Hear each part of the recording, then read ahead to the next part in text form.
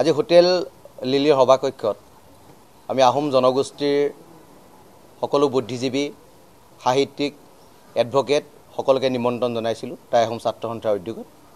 আৰু তেখেতলোকৰ পৰা আমি এটা পৰামৰ্শ বিচাৰিছিলোঁ যেটো এছটিৰ আন্দোলনখন আমি তীব্ৰৰ পৰা তীব্ৰতৰ কৰি লৈ গৈ আছিলোঁ আৰু চৰকাৰে হেহতেকে ক'লে যে আমি 6টা জনগোষ্ঠীক জনজাতিকৰণ দিম আৰু দিয়াৰ কাৰণে আমি প্ৰতিবেদন এখন কেন্দ্ৰীয় চৰকাৰে পঠোৱাৰ তেখেতলোকে ব্যৱস্থা কৰিলে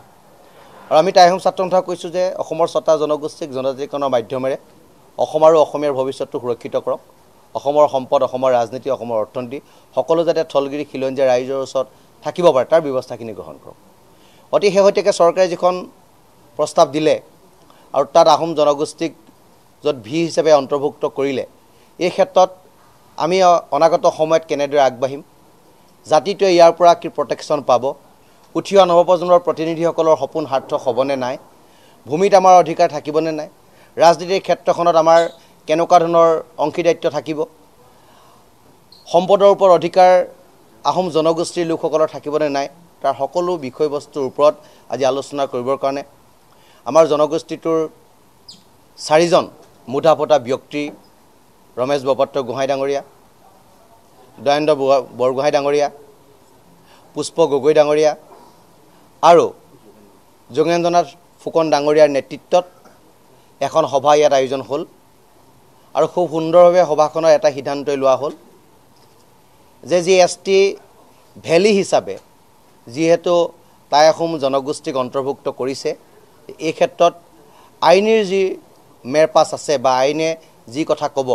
সেই ক্ষেত্ৰত আমি খুব সুন্দৰভাৱে আৰু সূক্ষ্মভাৱে আইনৰ কথাকাণ্ডবিলাক চাই আমি অনাগত সময়ত আগবাঢ়িম আৰু এখন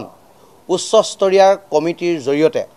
আজি সেই বিষয়বিলাক চাবৰ কাৰণে আমি কমিটিখন গঠন কৰি দিছোঁ আৰু সমিতিখন মই পাঠ কৰি দিব বিচাৰিছোঁ এটা প্ৰস্তাৱৰ সৈতে প্ৰথম প্ৰস্তাৱটো হ'ল এটাই প্ৰস্তাৱ লোৱা হৈছে যে আজিৰ সভাই অসম চৰকাৰৰ মন্ত্ৰী গোটৰ প্ৰতিবেদনত উল্লেখ থকা এছটি ভেলী সম্পৰ্কত এখন তথ্য সমিতিক পুস্তিকাৰ তৈয়াৰ প্ৰস্তাৱ গ্ৰহণ কৰে এই ক্ষেত্ৰত পুস্তিকা তৈয়াৰ কৰাৰ বাবে এখন উচ্চস্তৰীয় সমিতি গঠনৰ আজি চিন্তন বৈঠকে প্ৰস্তাৱ গ্ৰহণ কৰে সমিতিৰ সদস্যসকল ৰমেশ বৰপাত্ৰ গোহাঁই অধ্যক্ষ যোগেন্দ্ৰনাথ ফুকন পুষ্পধৰ গগৈ দয়ানন্দ বৰগোহাঁই অৰুণ গগৈ দুলাল বৰুৱা ৰাজীৱ সন্দিকৈ ডক্টৰ সংগীতা গগৈ চাও ভাস্কৰদেৱ কোঁৱৰ মনোজ গগৈ ডক্টৰ অলক বুঢ়াগোহাঁই চাও লক্ষ্য কোঁৱৰ চাও পলাশ ৰঞ্জন বৰুৱা চাও জাহ্নু বৰুৱা ডক্টৰ বিমান চন্দ্ৰ চেতিয়া অচ্যুত বৰগোহাঁই চাও দিগন্ত চাংমাই চাও কংকন বৰা ইয়াহুম বুঢ়াগোহাঁই আৰু চাও বসন্ত গগৈ সদস্য হিচাপে লৈ এখন 21জনীয়া উচ্চস্তৰীয় কমিটি গঠন কৰা হয় আৰু এই সমিতিখনে যি সিদ্ধান্ত দিব বা তেখেতলোকে এখন মেমৰিণ্ডামো তৈয়াৰ কৰিব সেই মেমৰিণ্ডামখন আমি অলপ ইফাল সিফাল কৰি মুখ্যমন্ত্ৰী মহোদয়ক আমি এই বিষয়বিলাক অৱগত কৰিম আৰু তাৰে সিদ্ধান্ত আজি সভাখনে লোৱা হয়